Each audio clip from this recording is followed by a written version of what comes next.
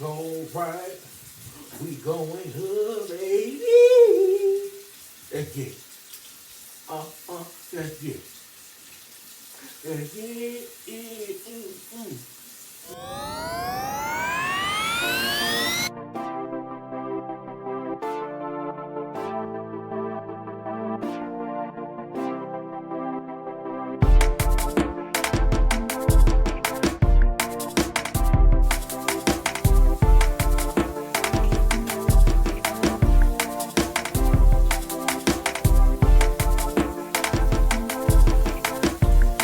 gonna be a good day. Thank you, Jesus. For real, man. A lot of people get it twisted, man. You know, not thanking Jesus, man. Not thanking him, man, when you waking up in the morning, man, cherishing each and every day that comes, man. For real. You gotta cherish it. God ain't through with you yet.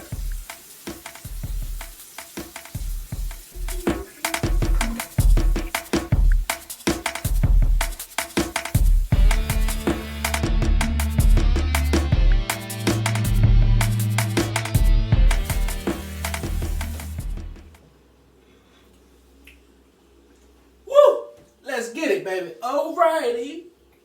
Let's get it, baby. You know it. Let's go.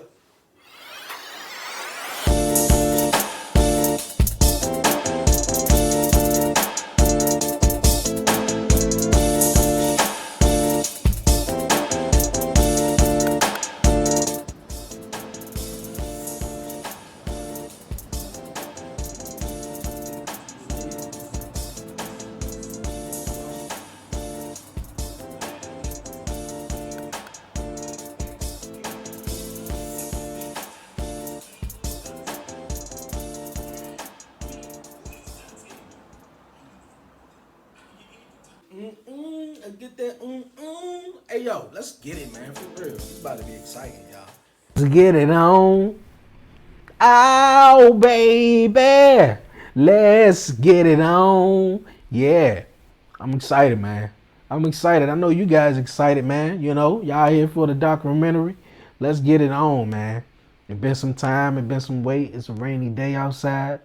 Hey, I'm here, man. Let's get it on. For real.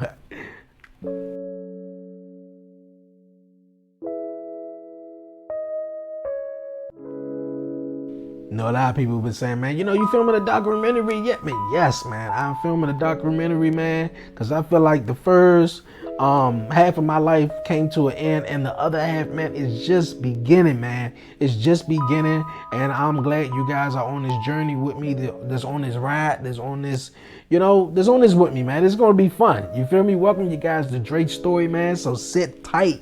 Welcome, welcome.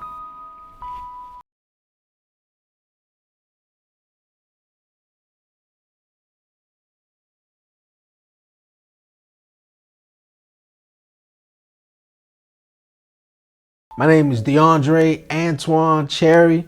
As you all know, man, I'm from DC. Born and raised, man, right here from DC, man.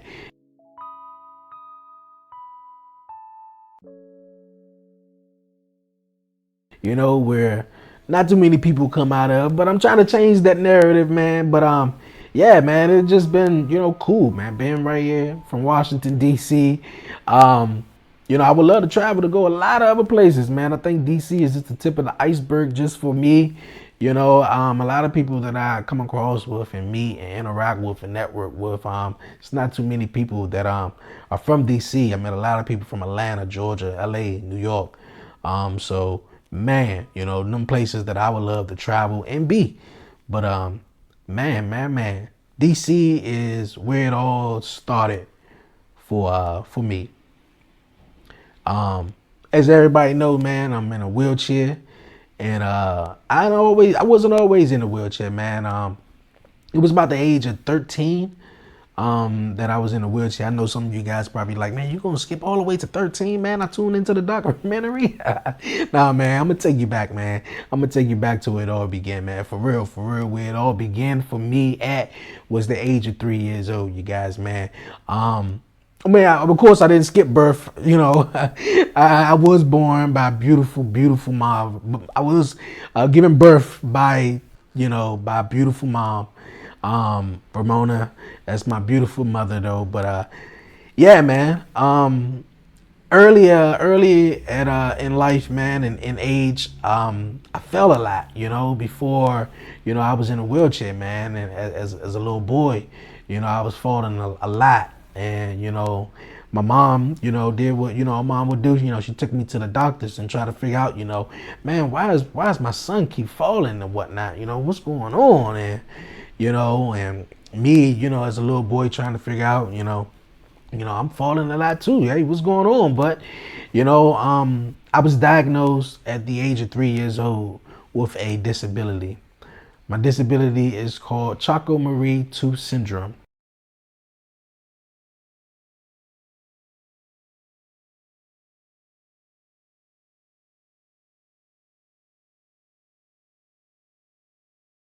And I explained, I've been in a wheelchair since the age of 13, because at that point, the disability has affected my muscles and my legs, preventing me from walking. But, when I was diagnosed at the age of 3, you know, I will fall. I will still be able to walk. I can move my fingers and my hands. I want to say it was roughly about the age of 7 years old where I stopped moving my fingers and my hands. And it was a challenging experiment. I mean, not experiment. It was very challenging to go through. And I guess you can call it an experiment because a lot of people haven't experienced, such, but yeah, man, and growing up was, it was awesome. Also, like I said, it was, difficult in a way. Besides my family, man, everything, my family was awesome. My mom was awesome. The father figures that I had in my life was awesome. I think more so I battled within myself for a long, long time, trying to accept myself, because I had a disability. Not only did I have a disability, I wanted to fit in with everybody else, you know, um, especially, as life goes on and as you get older, you start meeting new people, or you might meet a girlfriend or whatnot, and another thing, that, bothered me. I mean, not necessarily bothered me, but, something that stuck out to me because, I was in a wheelchair, or the fact that I had a disability, or that my hands were such a certain way, or when I was walking, I walked a certain way.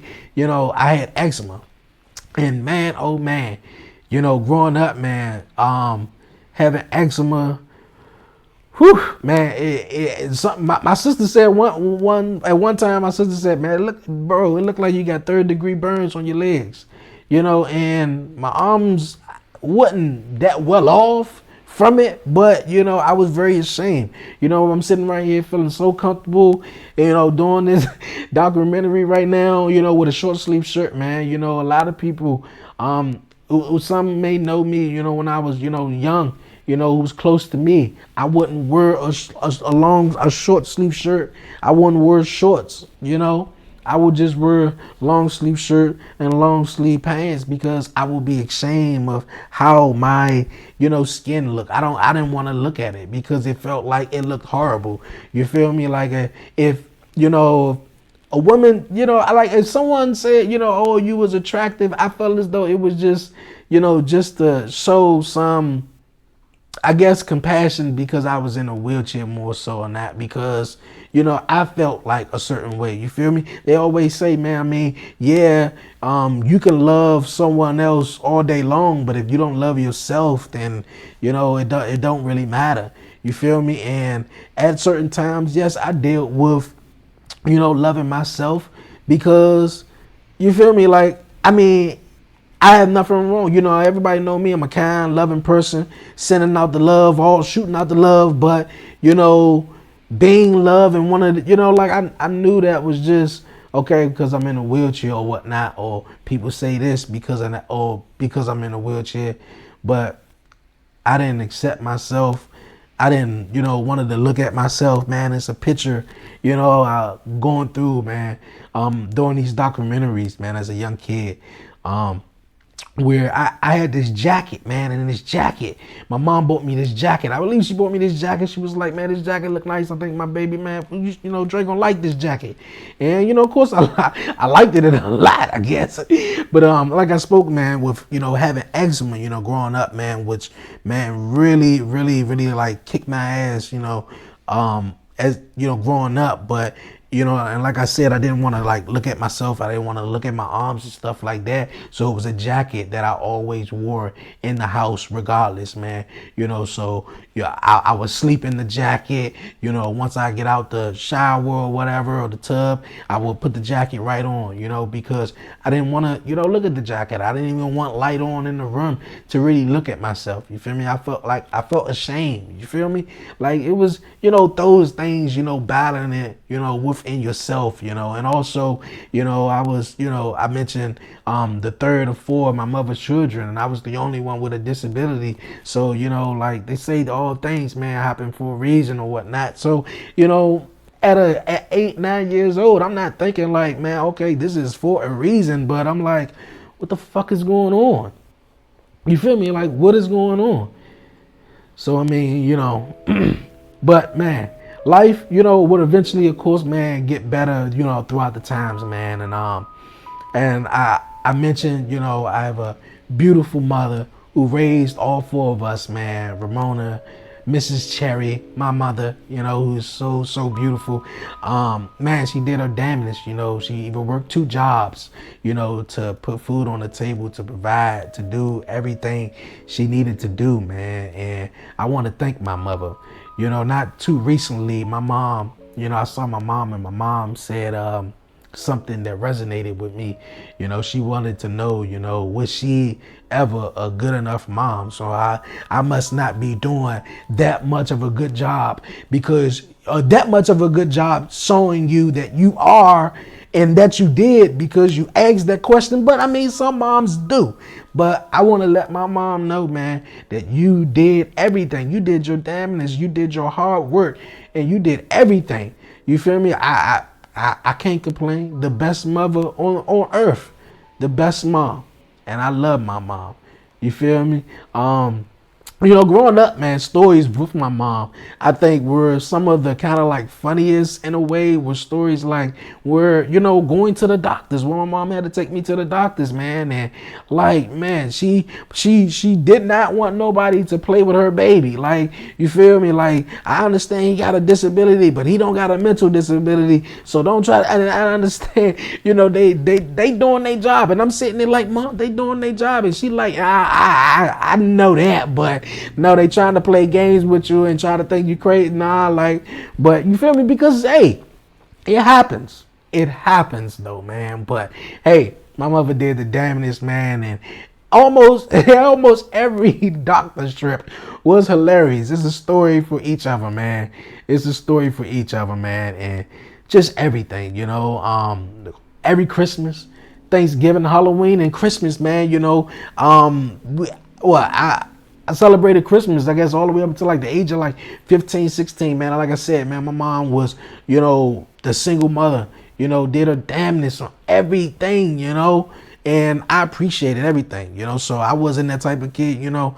Man, I still want something at 17, or I still want something at 18, but knowing that she's breaking her back, you know, to provide, and you feel me? So, hey, my mother, my mommy, I love you. You did the damnness, you know. And some would say, man, you know, what about your dad? What about your dad, man? Man, my dad, man. Well, I had multiple father figures in my life, man. I don't really want to say too many names because I don't know if they want to be, you know, associated with this, man. But, you know, if you watching and you know me, you know who you are. But I had multiple father figures throughout my lifetime, man. And but my actually biological father, man, it seems though at a young age, you know, he wanted something to do with me. He wanted, you know, to be in my life. And it seems to me he wasn't too for sure.